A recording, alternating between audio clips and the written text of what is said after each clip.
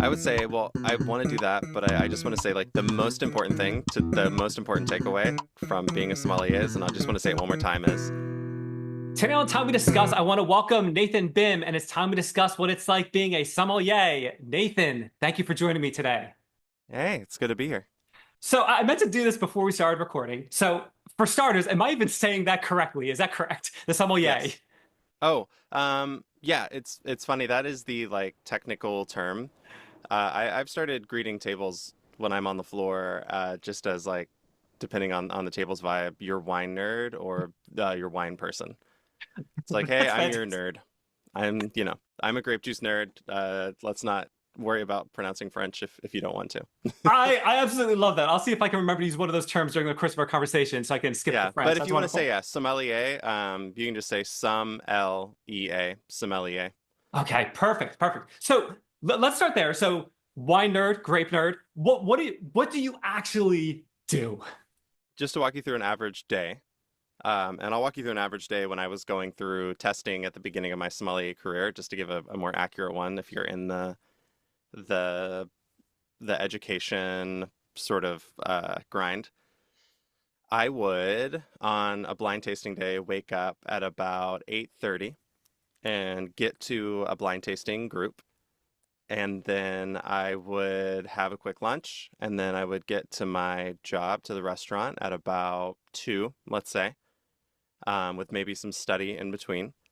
And then I pick up boxes of wine and put them down in the cellar and put them away in bins and make sure they're organized and put those in a computer. And I polish glassware from the night before, like extra nice glassware or special stems for regular guests. Then I might do an educational session with some staff members before the shift starts. And then when the shift starts, we're folding napkins, we're doing meetings to discuss regulars, and then you have service start. And that is the treat, I would suppose, is actually the the thing that you see sommeliers do is the reward for all of the other back end work, which is going up to tables that are looking at a wine list and saying, "Hey, I'm your guy if you want to talk about narrowing down some of those bottles that you've never heard of or you just want to chat." That is awesome. I'm so blown away by this because this is so far outside of my world. So for starters, I don't like wine. I've tried so many different wines. But Yeah. I can never find one that works for me. So I've just kind of given up. So this is kind of really Yeah. outside of my world, which I absolutely love. Well, I tell you, I don't like, there are $5,000 bottles of wine that I've tried that I don't like. So that is okay. Like it's a beverage. It brings some people joy. It doesn't bring other people's joy, and that's totally cool. So what are some of the things that you ask the person when they're trying to narrow down their wine? How do you help them Yeah. do that? What are some things you ask them? Well, I'll say let's get out of wine in general and let's just think about you have somebody in a situation where they're coming into your restaurant, into your drawers, and they're hoping to have a great time, and you're just facilitating that. And so what I tell people is I have an acronym I teach people, which is PALM, PALM, which is you perceive the vibe of the guest and you align your vibe with their vibe. I like the word vibe a lot, especially in a restaurant or hospitality context. And then you learn about them and what their expectations are and what they like and see if you perceive that correctly. And then you maintain that experience and adjust and you continue to do that. You perceive how are they feeling. And so first, before I go to the table, I'll see body language. Are they flipping through the list and immediately going to the page with the most expensive bottles and being like, oh, wow, that's crazy. Um, at which point I might not go to the table at all because maybe they're not looking at wine. They're just enjoying looking at, which is fair. Like some of them are stupid and it's really fun to look at. Some of them are looking really intensely. And so I'll give them time to like flip through because maybe they're also a wine nerd and they just like looking at all the things and seeing what we have. Some people are overwhelmed and they're just like, oh my God. And then they just like shut this list because our restaurant specifically has a very big list. We're at Canlis over in Seattle.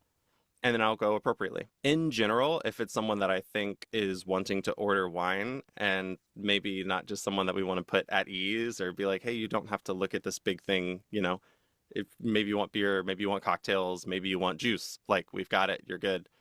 Um, I'll be like, well, what are you in the mood for tonight? Like, what is the vibe tonight? What's going on? Is this a big birthday? Are you wanting to lean in and talk about and like break things down? Are you just looking for something that's yummy? And then I'll ask them what they normally like. Like, hey, do you have any grapes that you like? Do you like white or red? Do you like stuff from a certain state? Do you know somebody who's a winemaker? Did you go on vacation and you had some wine on vacation and that's a happy memory even though you don't remember it? Or is there anything that you've had that you hate? Because at that point you're just kind of playing Clue and just, do they have glasses? Do they have orange hair?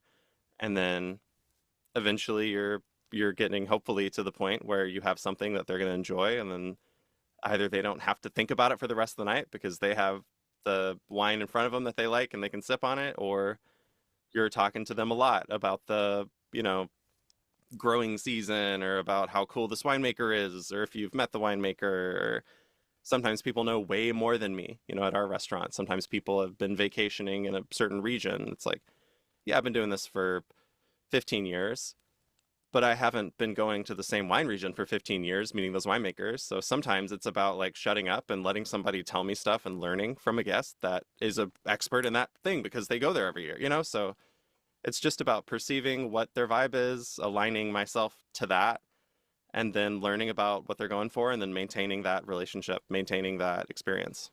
That's really cool. I love that you've been doing this for 15 years. I'm going to my words, I'm going to say you're a wine expert, but you self-acknowledge that you don't know everything. And I love that. I love that you're willing to learn from the guests that come in, and they might teach you something that you might not have known that you can then share with other guests. I think that is awesome. Awesome. You'll see that a really important thing in this role, and you'll see this across the board, is if you meet famous wine writers, like if you do know wine and you're thinking about getting into it, like the famous winemaker or the famous wine writer or the big, sommelier of the big restaurant group or whatever, if they're an expert, they are humble because they've been in those tasting groups and they've borderline called a red wine a white wine in front of really important people, like their career, and then everyone just like laughs and you move on. Like, wine snobs are not wine experts.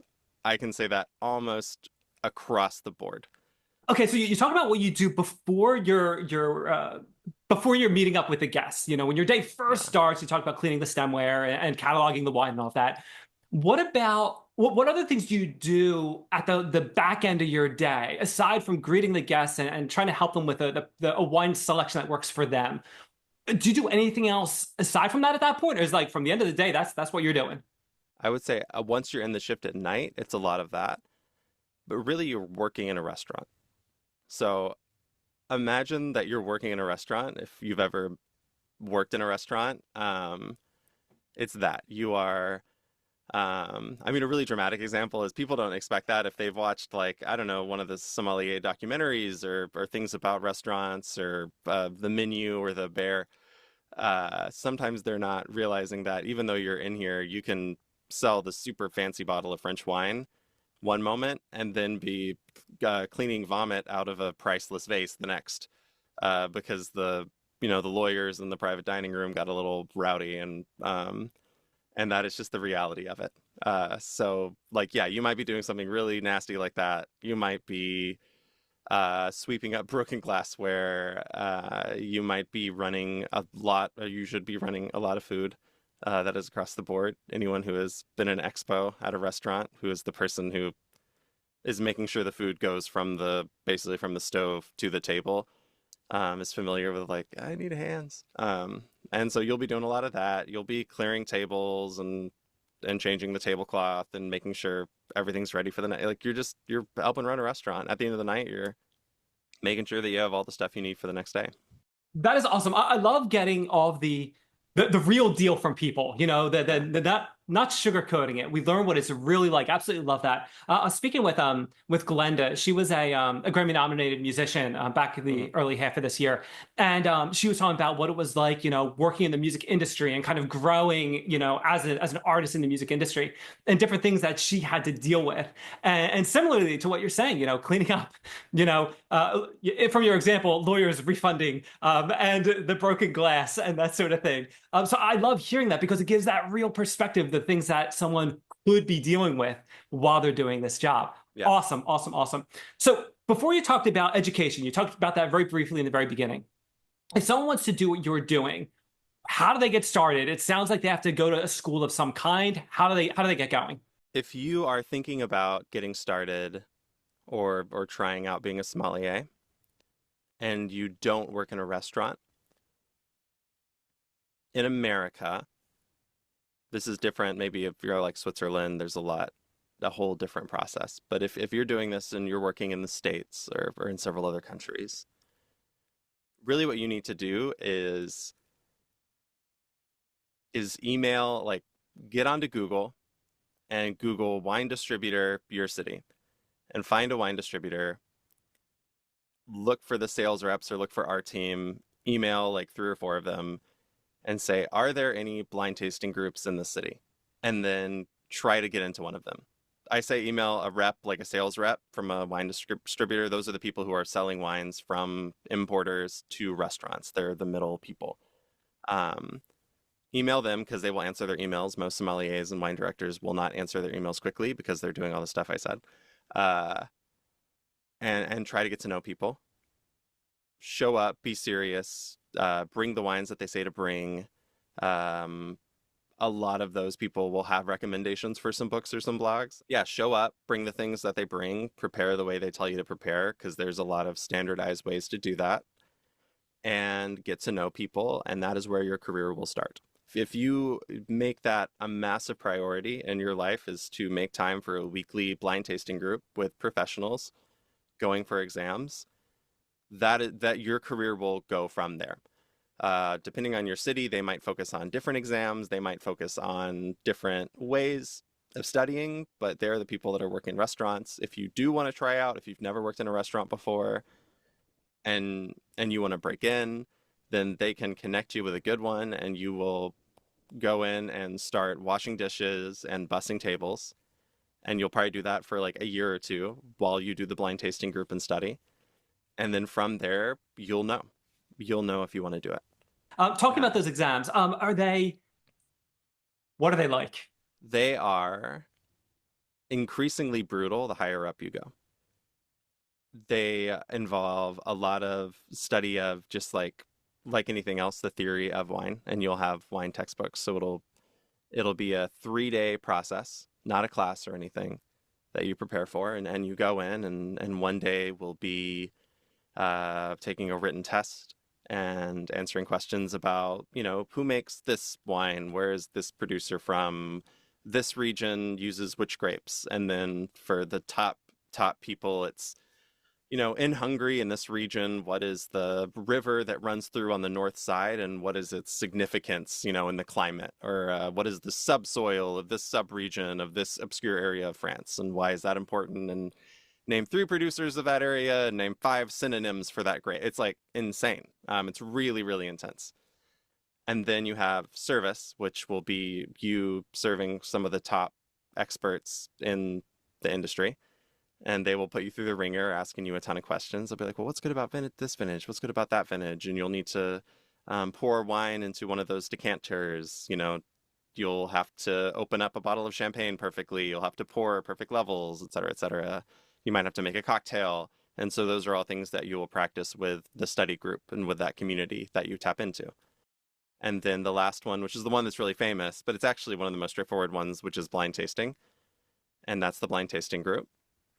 Blind tasting is literally if you taste a red wine and a white wine and you look at a red wine and a white wine, you're like, cool, this is red, this is white. The acid's higher on the white.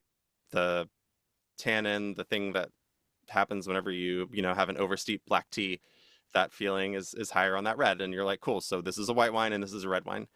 And then eventually you do that for, two different grapes, where one grape you can see through and the other one you can't. And one has no tannin and one has a ton of tannin. And you're like, all right, well, this is more likely to be that grape because that grape has those flavors. And this other one is likely to be the other grape, right? Because one of those grapes is always super dark fruited. And then you just do that over and over again for years and you get better and better at it. And you can do it with more and more grapes. That is it. That is blind tasting. It's so amazing because like that, it's so outside of my world. It's just so Yeah. so cool. Okay, so before you talked about like different levels, I think you said, or different Hmm. certifications, Yeah. how many are those, and how difficult? Not difficult. I guess how long does it take to climb upwards? And does it really Yeah. matter? What's that like? I would say I talk about those things. I talk about the job and the exams separately on purpose because people get wrapped up in the exams, and there are very high level wine professionals that have never taken any of them. Um, so the exams are helpful primarily, from my point of view, for the community that you get from them. And I really can't emphasize enough how little to focus on the exams because they will come if they need to come in your market. And they'll come because the community that you build is normally a community around an exam. And so the big thing is don't spend too much time looking at them and looking at the levels because if you need them, it will come naturally. Like there is so much momentum around that. The one that you pick will also come naturally as you get to know those people. And so I would say beyond everything else is, and I'll say what the levels are, but beyond all else is, you know, someone who is a lawyer for their whole career, who's never worked in a restaurant, who is the top level, like there's only a couple hundred, there's more astronauts than master sommeliers or whatever, or masters of wine. That person is not getting a sommelier job. The person with no exam experience, but the one that's been, has been a dishwasher before and has worked really hard and has a good reputation is getting that sommelier job. So that's the number one thing is that beyond all else. So don't get stuck in it. That being said, there's two famous exam tracks. There is one that is more geared for educators and writers and winemakers and winemaking consultants and things. And there's one for people who work in restaurants. The one for people who work in restaurants is the one you probably heard of, which is the Master Sommelier one. It's called the Court of, right? Court, yes. Court of Master Sommeliers. Um, there's also the Guild of Master Sommeliers or the Guild of Sommeliers, and that's really just a big forum with writing that's pretty much geared for the Court of Master Sommeliers, which you will learn about once you join that group. They can tell you about that and tell you if it's a good choice for you. Um, and then there's three levels within that. There's the introductory, which is pretty easy and something that I recommend anybody who's getting into the wine world, like taking the introductory course for the Court of Master Sommeliers is that is a guest who knows a bit about wine. Like that is someone who has a surface level, like, hey, I know a little bit about wine. I'm not just saying I do, but I've never actually known anything other than the wines by the glass in my restaurant. Then there's certified, oh, 4 levels, sorry. There's certified, which is a little bit more difficult. That's where you might be doing some tasting. That's where you'll be doing some service, unlike intro, which is just a 3-day course and a small test at the end of it. And then you have advanced, which is a big jump up, and that's where you are doing more official blind tasting. You're looking at those 3 master sommeliers staring at you, and you have 6 wines in front of you in 25 minutes, and they are silently encouraging and judging you as you try to convince yourself that one grape is not another grape or whatever, and you flounder and do your best.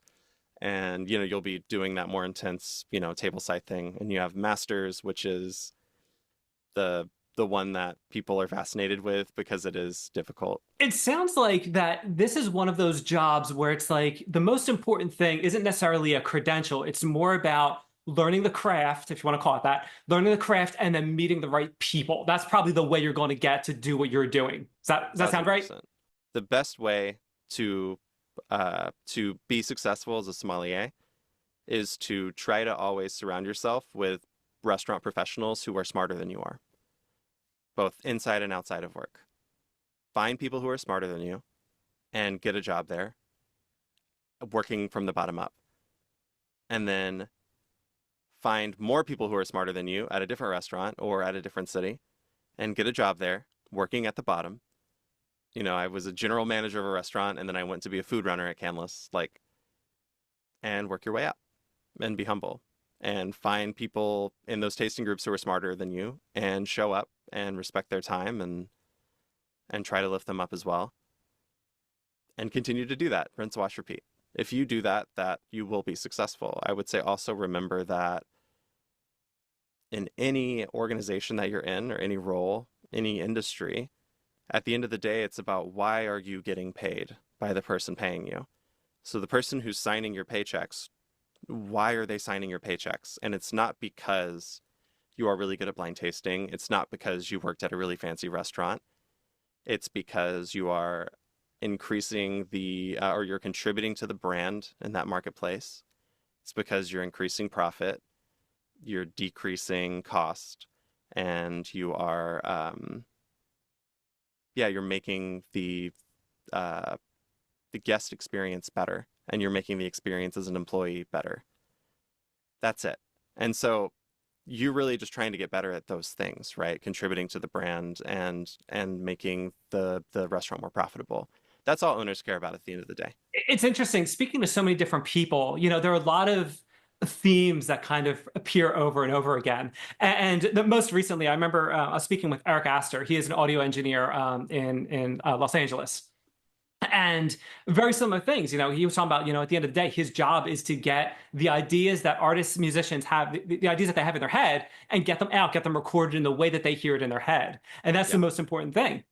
And making sure they're comfortable and like providing the good customer service and all that good stuff. And in a way, very similar to what you're saying, like your job is to provide a certain service, and increase profitability and keep Hmm. everyone happy and that sort of thing. So it's kind of neat hearing how these different themes play out in the different industries when I speak to Yeah. different people. So Nathan, I was speaking with a magician, Joe Holiday, back in 2024. It was like the summer, spring of 2024, and I Yeah. said invariably, I listened to that one. I liked oh, it. that was a good Yeah. one. I Go like that listen one a to it, lot. people. Go listen to that one. I'll put the links up here somewhere so people Yeah. can check it out.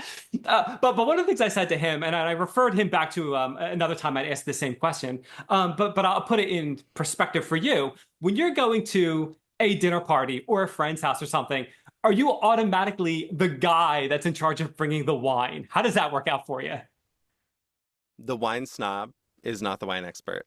If there is somebody who is even a little bit snobby about wine, if there's somebody who you can always tell the person who knows a little bit about wine because they're the person at the party who is like, oh, we're not going to get Costco Riesling. We're going to get this Riesling over here that's $10 more a bottle, but I'm telling you it's such a good value because my, brain is in such a different place. And you're like, I want to buy a $2 chuck and get some beer and hang out with my friends. You know what I mean?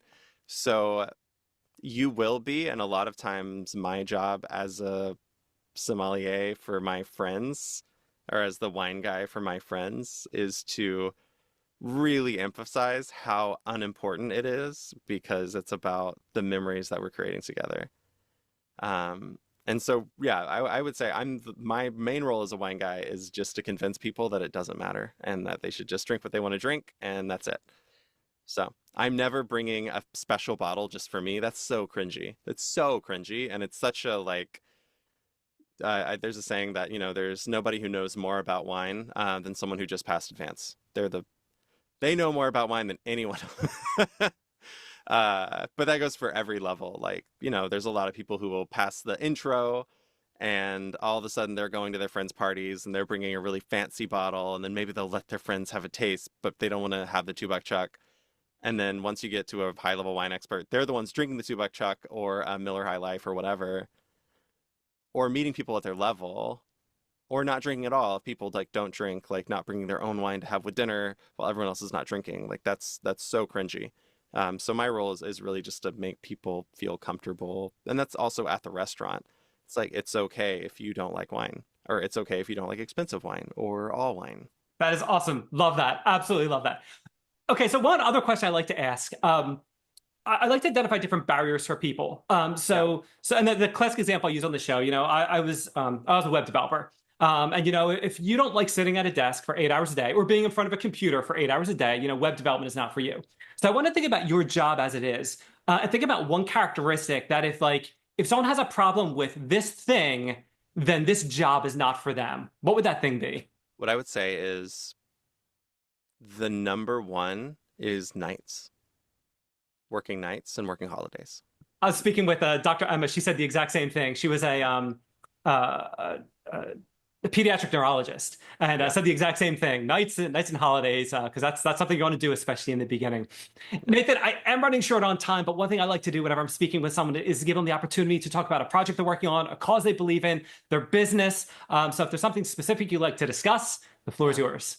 I would say, well, I want to do that, but I just want to say like the most important takeaway from being a sommelier is, and I just want to say it one more time, is Google wine distributor, your city, email some of those distributors, ask if there's a blind tasting group, ask if you can be a part of it, show up for that group, see if you can get a job through that group as a food runner or as a dishwasher, and you will know.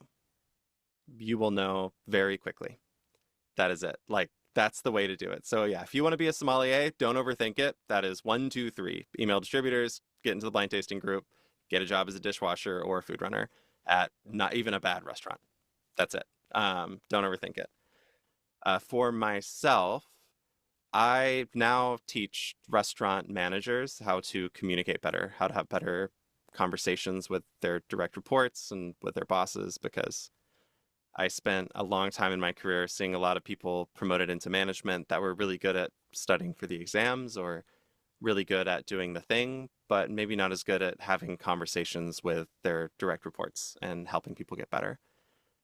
And I also help people align what they do with their strengths. I'm a Gallup strengths coach, which is basically just aligning people with if they are driving through the mud, how do we get the right tires on so they're getting as much traction as possible, and just applying that to their lives. And so I do that a lot in restaurants too, because people sometimes feel self-conscious about having not gone to college or having a normal job, and it's like, hey, these are your strengths, you can lean into them, you can do really well. And so those are my two things. So people, yeah, if people are interested in either of those things, I just do one-on-one coaching, and I'll just chat with people who are restaurant owners or managers to see if that's something that they're interested in. That is awesome. That reminds me of a friend of a friend. He did not go to college and was very self-conscious about it because my circle, a lot of us went to college. Yeah. But he is an amazing, and I hate to use this phrase, but like handyman. Like he can Mhm. fix anything. He's built everything. And it's like, Yeah. if I was a half as handy as this guy was, would be amazing. I can't do Yeah. anything. But he was like very self-conscious about not going to college. And I was like, it's fine. Like you're successful in your own way. Be proud of that. There's nothing wrong with that. So that's just when you said that, it made me think of that. It's that thing at the Nathan, end of the day. It's why are people paying you? Are you providing value? That's it.